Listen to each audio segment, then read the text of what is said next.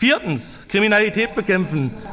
Herr Striegel, ich brauche doch keine tallerhohen parlamentarischen Zwischenrufe hier verdienen. Nächstes Mal sind Sie gar nicht mehr dabei. Setzen Sie sich damit lieber auseinander. Kriminalität bekämpfen, eine Null-Toleranz-Politik gegen Kriminalität. Hey Leute, Oliver Kirchner hat im Landtag ordentlich aufgeräumt und den Linken und Grünen mal so richtig die Flügel gestützt. Er spricht Klartext über die Völkerwanderung, die Messerattacken und die verfehlte Migrationspolitik.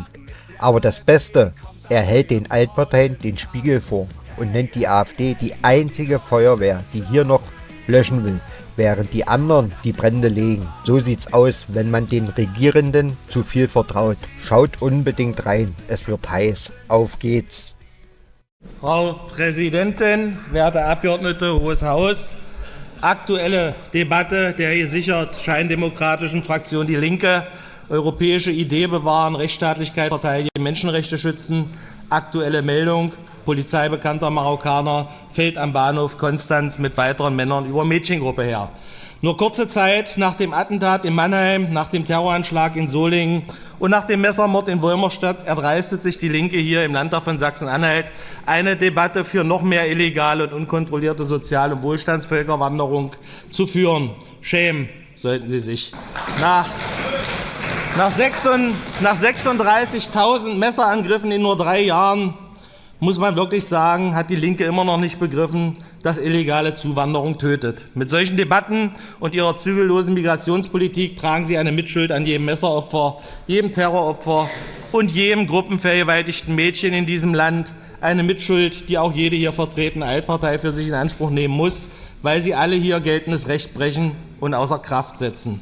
Wenn in Deutschland die innere Sicherheit brennt und Messerterror und multikulturelle Gruppenvergewaltigung um sich greifen, dann wählt der Osten die Feuerwehr und die Polizei, nämlich die AfD, und die Altparteien und ihre Wähler den Brandstifter und den Schleuser. Aber nicht einmal jetzt geben ihnen 32,8% und 30,6% AfD in Thüringen und Sachsen zu denken. Vorwärts immer, rückwärts nimmer ist ihr Motto in den Untergang. Die europäische Idee bewahren, heißt es in ihrer Debattenüberschrift. Ja, wir bewahren die europäische Idee, denn wir sind die Europäer hier in diesem Haus.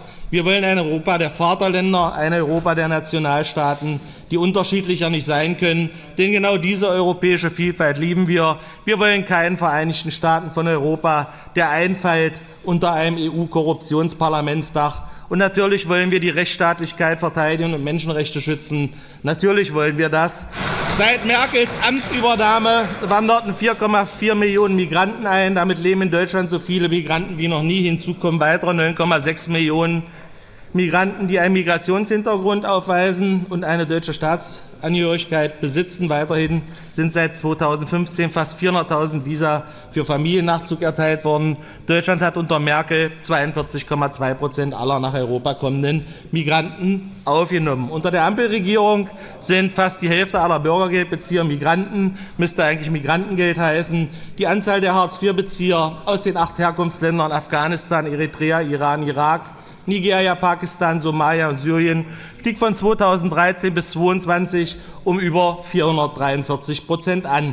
Seit dem Jahr 2010 wurden insgesamt 132,8 Millionen € an ausländische Hartz-IV-Bezieher gezahlt. Seit 2018 flossen 2,2 Milliarden € Kindergeld ins Ausland. Alles Zustände, die mit dieser Einwanderung zu tun haben und die die Bürger in diesem Land nicht wollen. Punkt.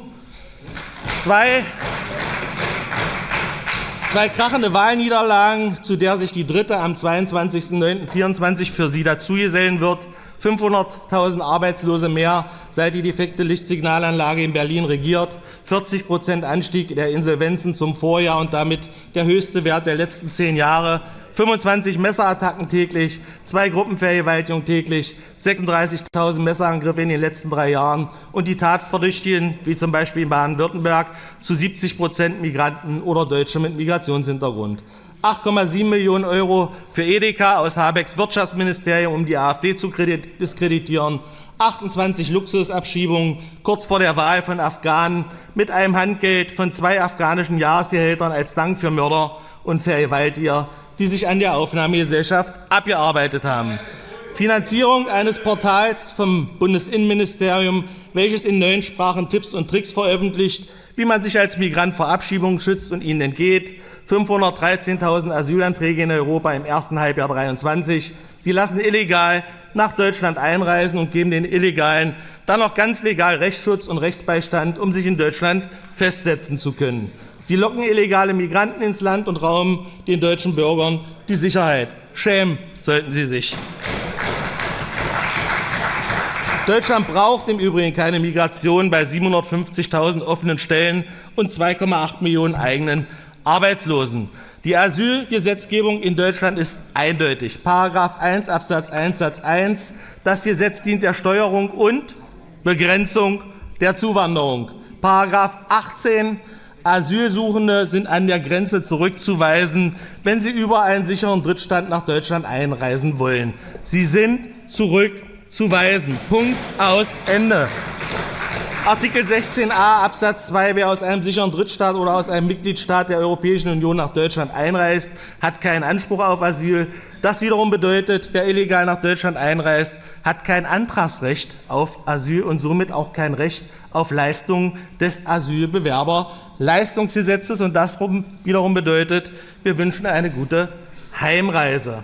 Wenn Deutschland brennt, ich sage es nochmal, wählt der Osten die Feuerwehr und Allparteienwähler den Brandstifter. Versagen bei Abschiebungen, bei Terroranschlägen, bei Brückenkontrollen, beim Gesundheitswesen und.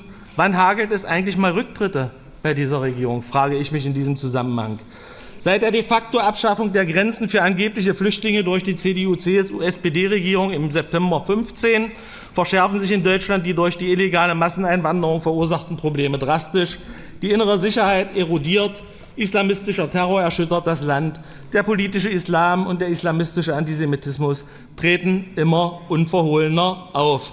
Alle Syrer, Afghanen und Iraker müssten eigentlich unverzüglich nach Hause geschickt werden, denn dort gibt es keinen Krieg mehr. Viele vermeintlich Schutzsuchende aus Afghanistan und Syrien machen Urlaub in der Heimat, in der sie angeblich bedroht und verfolgt werden. Dasselbe gilt für die Ukrainer, die angeblich vor Krieg geflohen sind, aber ständig in Flixbussen in die Heimat reisen. Auch in dem großen Land Ukraine gibt es große sichere Gebiete, wo kein Krieg herrscht. Und natürlich sind das insgesamt mehrere Millionen Menschen, die eigentlich zurück müssten. Wir fordern deshalb lückenlosen Grenzschutz und konsequente Zurückweisung illegaler Einwanderer. Grenzen müssen kontrollierbar werden, notfalls auch durch den Einsatz von Grenzzöllen.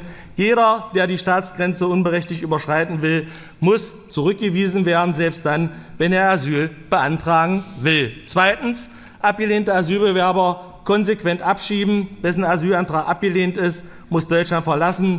Die hierfür auf nationaler wie auch auf internationaler Ebene nötigen rechtlichen Regelungen können entsprechend angepasst werden. Dasselbe gilt für migrantische Straftäter. Drittens, Islamismus bekämpfen. Islamistische Organisationen müssen konsequent auf ein Verbot hin geprüft werden.